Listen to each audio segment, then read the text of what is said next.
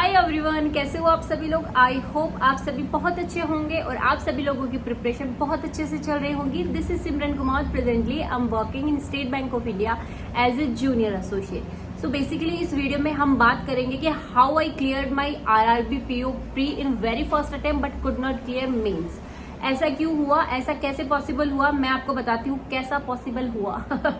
तो मैं आपको बताती हूँ कि मेरा जो अगर बैंकिंग सेक्टर में देखा जाए तो सबसे पहला अगर मेरा प्रीलिम्स जो निकला था वो आरआरबी पीओ का था। उससे पहले अगर मैं देखूं तो मेरा एलआईसी असिस्टेंट का और एफसीआई का जो था प्रीलिम्स क्वालिफाई हुए थे, बट उनमें भी मैं मेंस में क्वालिफाई नहीं कर पाई थी।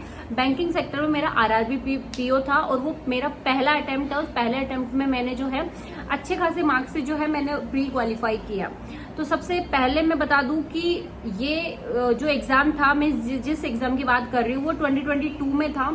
कैसे मैंने जो है प्री क्वालिफाई किया बट मेंस में मैं क्वालिफाई नहीं कर पाई। ओवरऑल कट ऑफ जो थी मैंने बी पास कर ली थी, बट जो सब्जेक्ट वाइज कट ऑफ होती है उसकी वजह से जो थी मैं मेंस में रह गई थी और मैं इंटरव्यू के लिए अपेयर नहीं हो पाई थी। वो कौन से सब्जेक्ट है उसके बारे में मैं आपको बताती हूँ।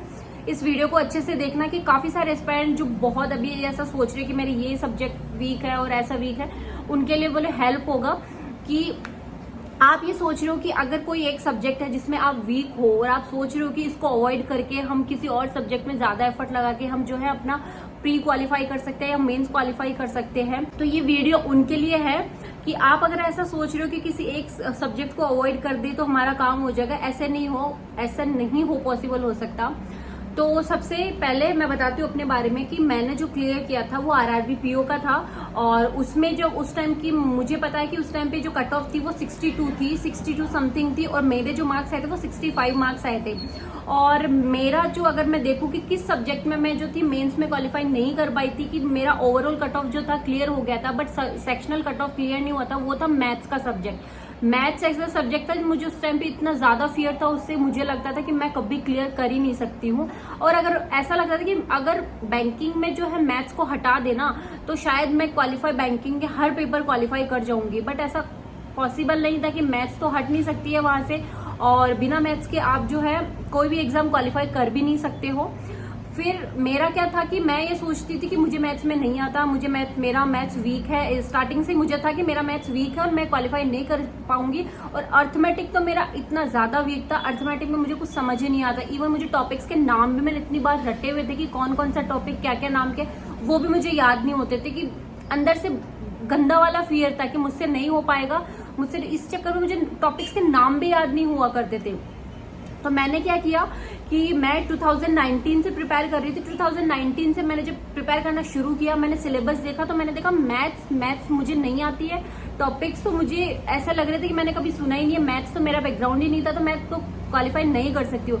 इंग्लिश और रीजनिंग के लिए मैं प्रिपेयर करने लगी और मैथ्स तो मुझे डर लगता था, तो मैथ्स की मैं कम प्रैक्टिस किया करती थी। फिर मैंने देखा कि मैथ्स में क्या होता है कि हमारा कुछ पार्ट होता है अरिथमेटिक का होता है, कुछ स्पीड मैथ का होता है और उसमें कुछ जो होती है मिसलेनियस क्वेश्चंस होते हैं, डीआईस होती है, ये सब होता है।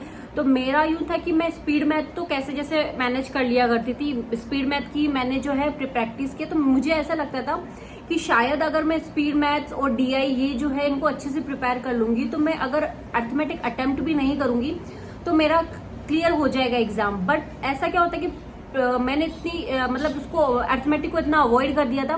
प्रीलिम्स में क्या होता है कि हमारा अरिथमेटिक के शायद 5 या 10 क्वेश्चंस होते हैं और उसके अलावा जो होते हैं हमारी स्पीड मैथ होती है, डीआईज होती है, क्वाड्रेटिक होता है और ये सब होते हैं। तो मैंने उसमें अच्छे से प्रैक्टिस किया। तो प्रीलिम्स में अरिथमेटिक थोड़ा कम होता है और बाकी का पोर्शन ज्यादा होता है, तो उसकी तो मैंने इतनी अच्छे से प्रैक्टिस की हुई थी कि मेरे सिंप्लीफिकेशंस, क्वाड्रेटिक्स और नंबर सीरीज जो होती है वो हो जाता था और डीआईज जो होती है वो भी हो गई थी।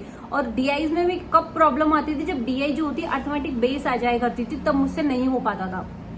प्रीलिम्स चलो क्वालिफाई हो गया, बट मेंस में मैंने मॉक्स लगाए, काफी अच्छा किया। फिर भी वो फियर था कि मैथ्स में मैं नहीं कर पाऊंगी और मेंस में पता है आपको अरिथमेटिक का जो पार्ट होता है वो थोड़ा ज्यादा आता है। इस चक्कर में क्या हुआ कि मेरे अरिथमेटिक में जो सेक्शनल कट ऑफ भी क्लियर नहीं हो पाई थी और इवन सेक्शनल कट ऑफ उस टाइम पे देखे तो शायद 2 नंबर जो थे, 2 मार्क्स जो थे सेक्शनल कट ऑफ के गए थे और मैं तो वो भी क्लियर नहीं कर पाई थी। मतलब इतना ज्यादा फियर था मेरे अंदर कि मैं नहीं कर पाऊंगी।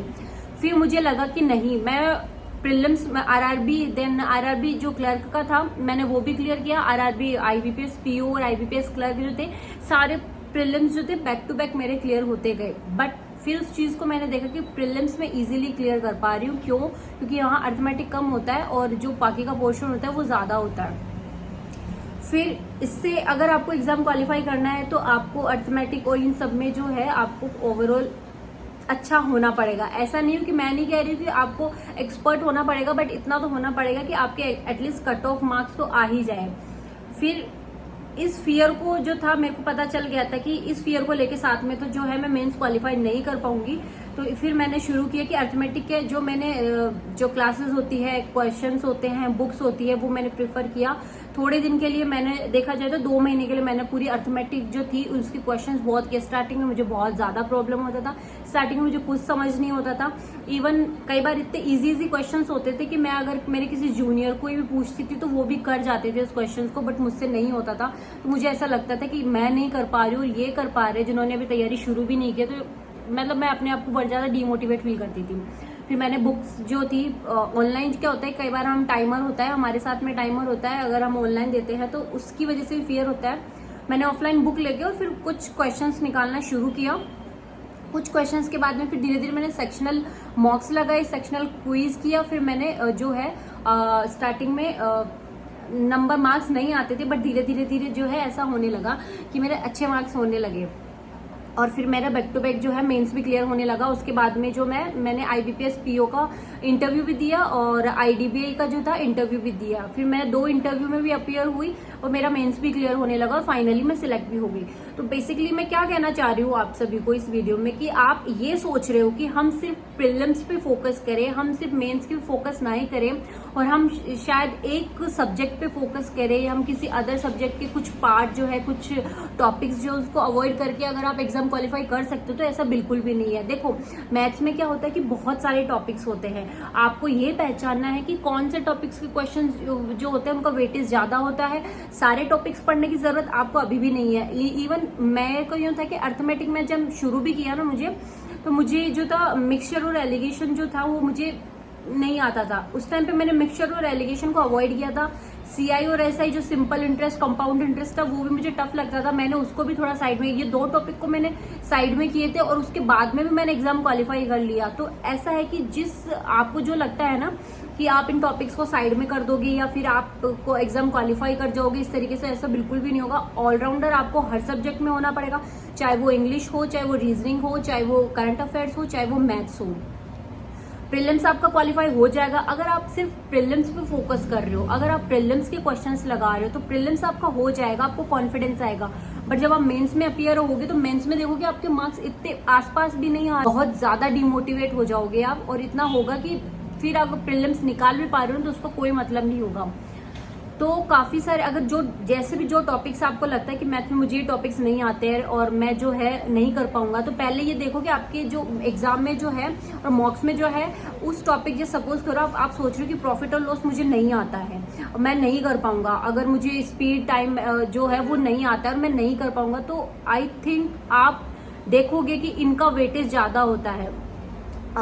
टाइम इन वर्क होता है, प्रॉफिट लॉस होता है, ये 2-3 टॉपिक्स होते हैं, इनका वेटेज ज्यादा, उनके बेस पे तो डीआई भी आती है। अगर उनको अवॉइड करके आप सोच रहे हो कि आप बाकी के अदर सारे टॉपिक्स क्लियर करके आप जो है कर पाओगे, तो शायद आप कहीं ना कहीं पीछे हो जाओगे। आप ये देखो कि जो क्वेश्चंस आपको, जो टॉपिक आपको नहीं आ रहा है और उसका वेटेज कम है, तो उसको पढ़ने की कोई जरूरत भी नहीं है। फोकस करना है आपको कि अपनी कमियों पे।